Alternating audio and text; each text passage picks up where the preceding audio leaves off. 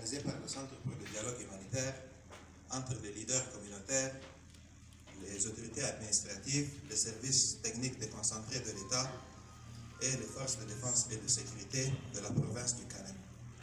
Monsieur le secrétaire général de la province du Kanem, Monsieur le préfet de la province du Kanem, Monsieur le conseiller et représentant du Centre pour le dialogue humanitaire, Messieurs les représentants des services techniques déconcentrés de l'État, Messieurs les représentants des forces de défense et de sécurité, Messieurs les représentants des ONG nationales et internationales au Tchad, Messieurs les représentants des leaders communautaires, Mesdames et Messieurs, chers participants, distingués invités, tout protocole respecté.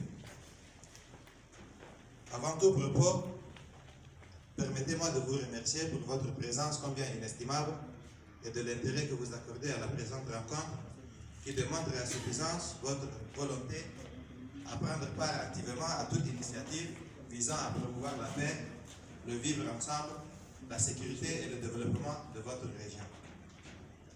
Le projet Médiation agro-pastorale au Sahel a rencontré l'assentiment de l'Union européenne qui a choisi d'accompagner sa mise en œuvre pour des raisons spécifiques.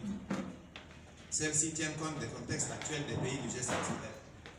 En effet, l'ensemble de ces pays fait face aujourd'hui à des défis importants, dont les changements climatiques, la forte croissance démographique, l'insécurité, l'instabilité géopolitique internationale, mais aussi et surtout la raréfaction des ressources naturelles. Cette situation contextuelle impacte les populations du Sahel dans leurs activités, surtout celles liées à l'agriculture et au pastoralisme, qui emploient sur l'ensemble des zones de la zone des millions de femmes, de jeunes et d'hommes.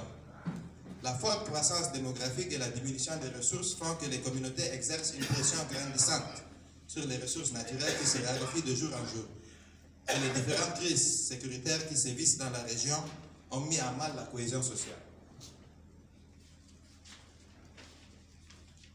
L'espace du G5 Sahel mérite une attention particulière dans ce sens que les défis auxquels il est confronté sont énormes et multiformes. La contribution du Centre pour le dialogue humanitaire à la mise en œuvre de ce projet qui nourrit de grandes ambitions s'inscrit dans une dynamique d'appui aux activités de maintien de la paix et de la cohésion sociale. En outre, la mise en œuvre de ce projet est liée à l'approche valorisante des mécanismes traditionnels ou endogènes qui ont fait d'ailleurs leur preuve dans plusieurs pays de l'espace géographique considéré. Nous demeurons donc convaincus que c'est en plaçant au centre des résolutions des conflits communautaires ces mécanismes traditionnels que nous pouvons contribuer durablement et efficacement à la stabilité et à la préservation de la cohésion sociale dans cette zone.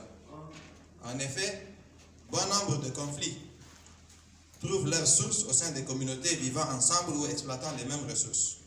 Et le Centre pour le dialogue humanitaire met l'accent sur les us et coutumes et les conventions locales liées à l'exploitation des ressources stratégiques. Les acquis conjugués avec le contexte actuel permettront d'asseoir une paix durable, gage de tout développement. Nous comptons donc sur la coordination de tous les acteurs, notamment en première ligne l'État et tous ceux qui sont impliqués à travers un certain nombre de projets. Car c'est ensemble que nous pourrons effectivement aboutir à quelque chose de concret pour conserver et maintenir un vivre ensemble qui permette de valoriser l'ensemble de cette zone. Monsieur le secrétaire général de la province du Kanem, Monsieur le préfet de la province du Kanem, Mesdames et Messieurs, chers participants, distingués invités. Le programme d'aujourd'hui va se dérouler comme suit. Le conseiller et représentant du Centre pour le dialogue humanitaire, Hissène Youssouf Saleh, va prononcer un discours de bienvenue.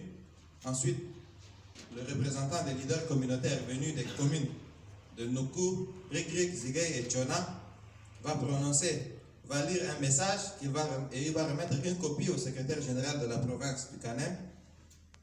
Puis le secrétaire général de la région de la province du Kanem va prononcer un discours d'ouverture officielle de la rencontre régionale entre les leaders communautaires, les services techniques déconcentrés de l'État, les forces de défense et de sécurité. Cette séquence sera marquée par une pause pour permettre aux officiels de se retirer avant de poursuivre les travaux.